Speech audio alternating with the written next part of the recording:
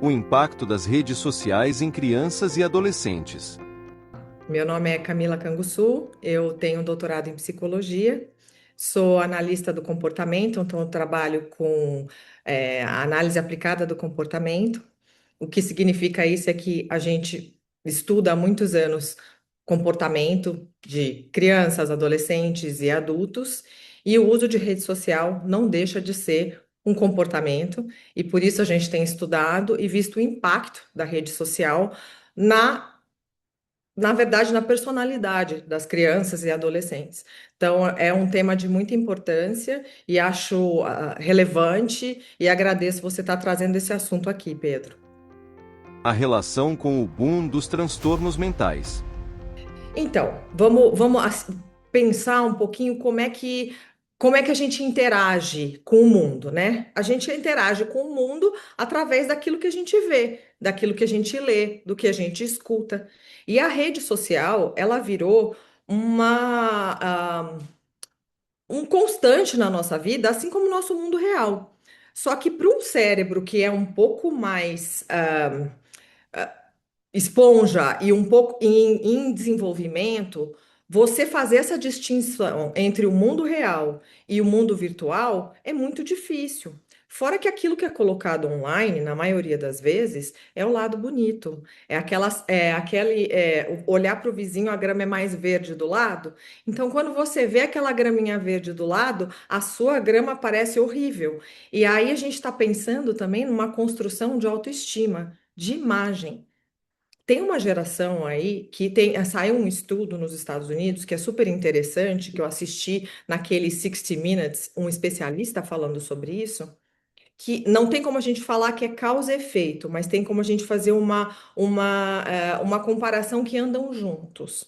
A partir do momento que teve um boom das redes sociais, e essa geração que nasceu já exposta de boom de redes sociais, até então, os transtornos mentais, eles eram estáveis. Eles continuavam com a mesma quantidade e número de pessoas sendo diagnosticadas com os transtornos mentais e sendo tratadas. Era estável por anos. Aí, em 2012, quando tem um boom mesmo grande, as redes sociais começaram antes disso, mas quando tem um boom dessas redes sociais, foi aumentando, mas muita demanda por procura de tratamentos por depressão, por ansiedade. Então, de novo, não tem como eu virar e falar uma coisa causou a outra, mas tem como eu falar que houve ali um paralelo, eles andaram juntos. E isso chama a atenção de quem trabalha na área, porque nós que atendemos, a gente sabe que teve um boom mesmo, aumentou. Aumentou a quantidade de crianças e adolescentes com ansiedade e depressão. Aumentou a procura. Daí teve um outro fator aí que foi a pandemia. Na época da pandemia, as famílias ficaram mais em casa e a exposição à rede aumentou mais ainda, mas as famílias começaram a ver e observar um aumento dessas queixas dos próprios adolescentes, de isolamento e etc. Então a procura por tratamento aumentou muito, muito. A biologia da infelicidade. Então, o que que é a biologia? Vamos olhar para trás, olhar para como que a gente desenvolve isso. Então, voltar a falar como a gente desenvolve a nossa autoestima. A nossa autoestima, segundo algumas hipóteses e alguns estudos, é que a gente aprende pelo nosso ambiente, certo? Então, eu nasço, meus pais estimulam a cada comportamento que eu tenho, cada reação, meu sorriso aquilo vai ser estimulado, reforçado, mantido e ampliado, certo? Então, existe uma biologia, uma questão orgânica cerebral que é iniciada desde a hora que eu tô dentro da barriga e depois eu nasço e eu continuo sendo estimulada. Agora, o nosso cérebro, ele é muito facilmente reforçado por estímulos que são. Vamos pensar, por exemplo, na questão do cassino. Lembra do cassino que a gente tem uma roleta, aquela coisinha do cassino que a gente faz assim, e ele fica tlim, tlim, tlim, tlim.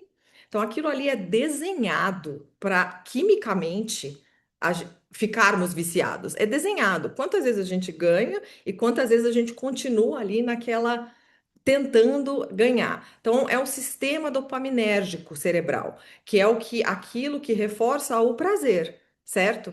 E aí quando a gente olha para a rede social, a rede social, ela é desenhada para isso. Os próprios, as próprias redes, elas têm um sistema de leitura do que eu mais gosto, do que eu passo mais tempo assistindo, do que eu dou atenção, do que eu busco.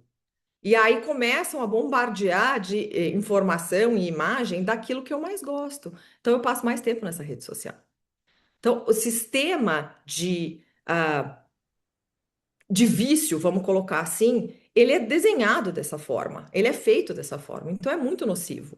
Se você parar para pensar, o que a gente recomenda é que não é muito difícil, porque você tem uma pressão social, que os adolescentes querem ter um telefone, eles querem ter acesso à rede social, eles pedem isso para os pais. Eu entendo perfeitamente que você falar não, não vai ter, é muito complicado, mas no mundo ideal, esse acesso não deveria acontecer. A aprovação da Lei Felca pode ajudar?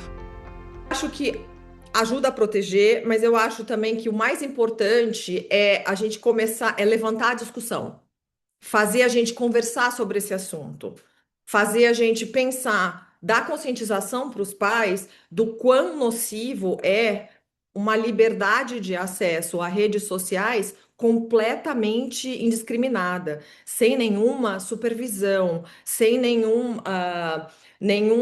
por trás leis que protejam essas crianças, porque nós estamos falando de uma população vulnerável. Criança e adolescente são vulneráveis. Existe um porquê a gente coloca a maioridade quando chega a maioridade. Eu, com 12 anos, e eu acredito que você também, Pedro, você não tinha a capacidade de tomar as mesmas decisões que você tem quando você se torna um adulto. E eu vou mais e mais procurar coisas que me dão prazer imediato. Mesmo como adulto, a gente também já faz isso, mas você já tem uma responsabilidade. Aí, se eu coloco isso num cérebrozinho que, em crescimento, que está ali aprendendo, todo o sistema nosso de freio, ele fica na frente e ele é desenvolvido mais para frente, não enquanto a gente é pequeno. Então, saber limite, controle de impulso, controle de reações. Como reações de raiva, eles ficam todos vulneráveis se eu estou expondo esse cérebro a uma rede social constante, sem supervisão e desenhada para me fazer ficar mesmo viciado nisso. Então é muito perigoso. Como as famílias podem proteger seus filhos? É muito difícil mesmo. Eu acho que é importante a gente começar a educar as crianças, colocar eles para ler sobre isso. Ai, não dá, meu filho não vai ler sobre o assunto. Então peça para senta para conversar, explica, monitora.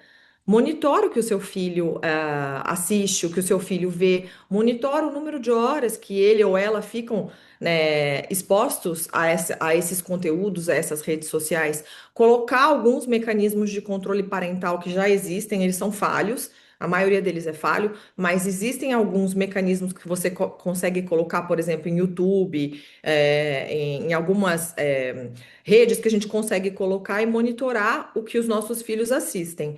Mas é falho também, tem como eles darem um bypass e encontrarem informação. Aí tem um outro ponto, Pedro, que eu fico pensando, e isso eu converso muito com as mães de adolescentes, de exposição a conteúdo completamente inadequado. Eu digo assim, por exemplo, eu tenho pacientes que eu trabalho que elas descobrem como controlar a alimentação de forma inadequada através de conteúdo que elas acessam online. Uma pessoa vulnerável, que já não tem a construção de autoestima pronta, porque ainda é um adolescente, eu estou dando para essa criança a oportunidade dela consumir conteúdo perigoso, certo? A urgência da conscientização sobre as redes. Pedro, eu fui.